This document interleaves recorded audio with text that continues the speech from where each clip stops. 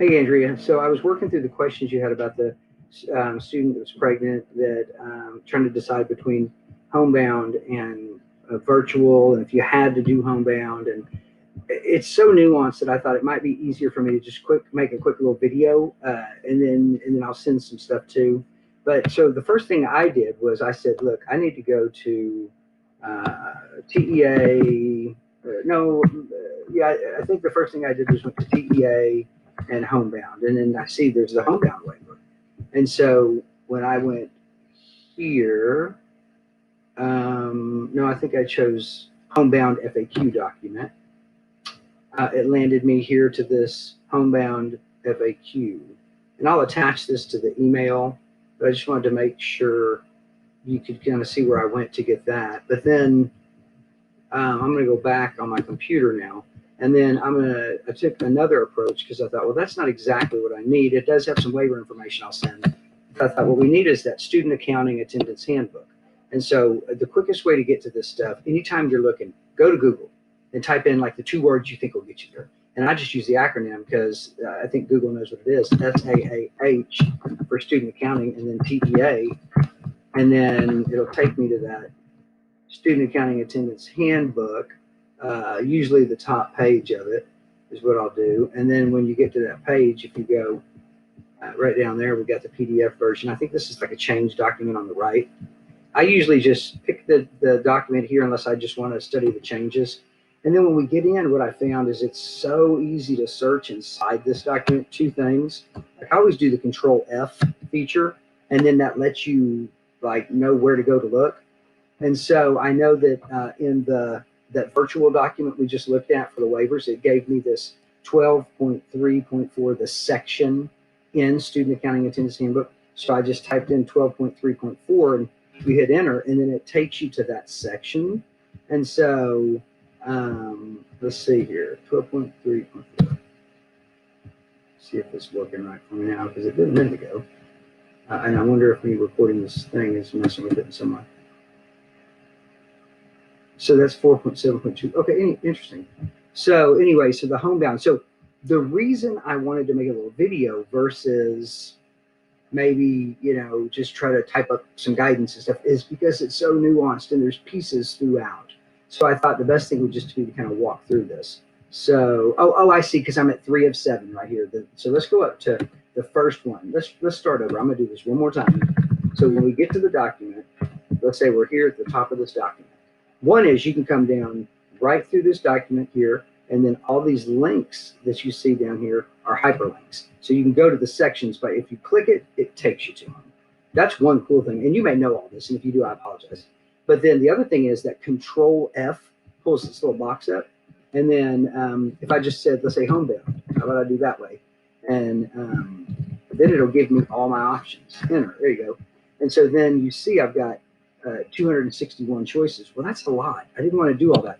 So the way I did that earlier was that document that I first took you to on TEA's website, there's links on it. One of those was the Student Accounting Attendance Handbook, and it was that 12.3.4 section of this in relation to the guidance they were giving us for waivers. And so when I first got here, I just typed in 12.3.4 and see if this time it gets me to it. That's 2 of 7. So anyway, so here we are, 12.3 and 0.4 right here. So then when you click on this, you have the remote homebound instruction for special ed students. And I thought, well, wait a minute.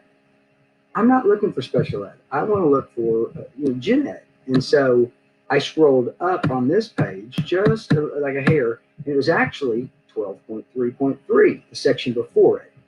And so what I found was here it gives some basic information about general education homebound, which is where we started, I think, earlier when we talked yesterday. And then from there, I thought, well, but this isn't exactly what I wanted. I thought, well, let's look. So this is remote homebound instruction. I kind of worked in reverse. And I said, but I need to know more than that, not the funding, but probably that general education. Give me more information on general education homebound versus remote.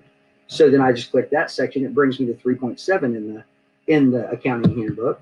And there is the general ed homebound. And then there, really quickly, I landed on this section 9, pregnancy related services. And I thought, Okay. Let me check that. So when I got there, that's where I think I found one of the answers that you were looking for, and that was that does your district have to offer pregnancy related services, homebound? And it says here your district may choose to offer right here pregnancy related PRS services. And it says if your district chooses to offer those services, then the district must offer CEHI services, which is, I guess, the comprehensive like plan of things that you have to make available, and how you roll that out. So I think in some ways that answered maybe one question, which was, do we have to offer pregnancy related services? Or because I think what it was do we have to offer the homebound to the pregnant student and versus the virtual? And so I think this is saying that pregnancy related services through general ed homebound, you may choose to offer that if it's appropriate and if the student meets the eligibility criteria. So I don't think it's something that's mandatory that you provide in the event the student doesn't need it. So there's that piece.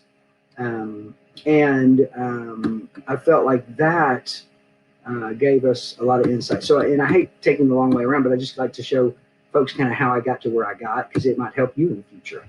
And then we go from there to, back to remote homebound instruction. And this is where I want to say, like when I was reading through this, here it talks about how the pregnancy related services, and then they say, which must be CEHI, is a mandatory component of the pregnancy related services PRS.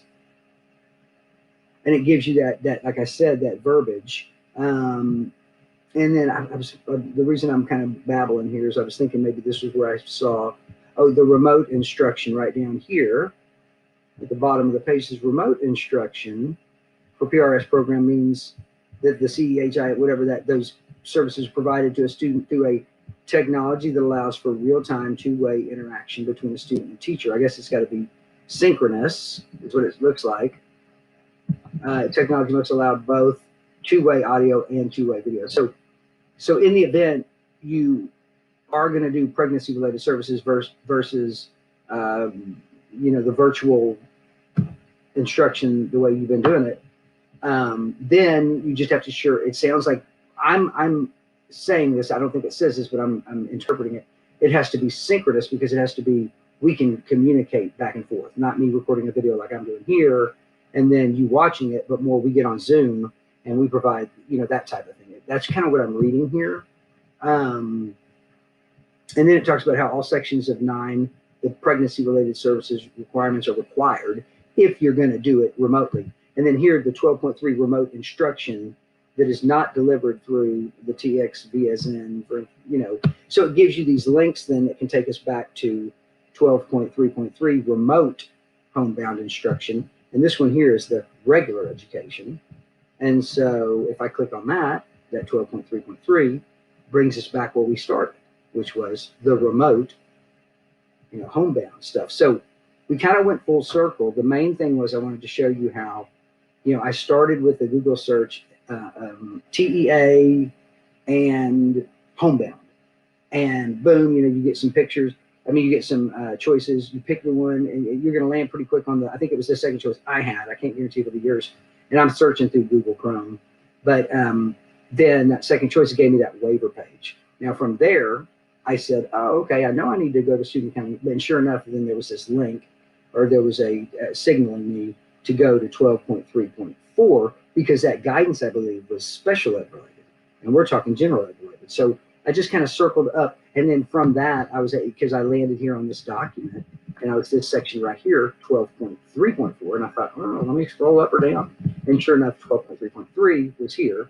So, I don't know that that's the most efficient way to tell you to do it, but I just wanted to share with you how I got there and hope that at least by showing you these pieces, I think within these couple sections in the Student Accounting Attendance Handbook, I think that's where most of your answers are going to come from.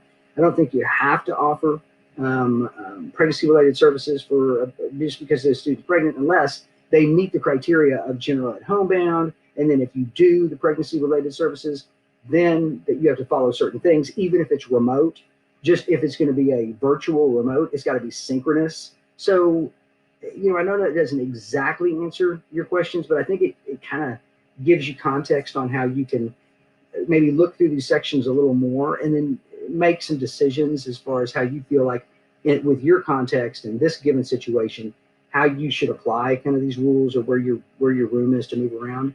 And then of course, if you need to call me back, if you want to Zoom and us walk through this or anything, I mean, I'm not an expert on this, but I do a lot of this stuff regularly, which is interpret regulations, rules, requirements, and rarely is it a yes or no. It's a it depends, and let's find the 8 different things we have to connect to make it make sense.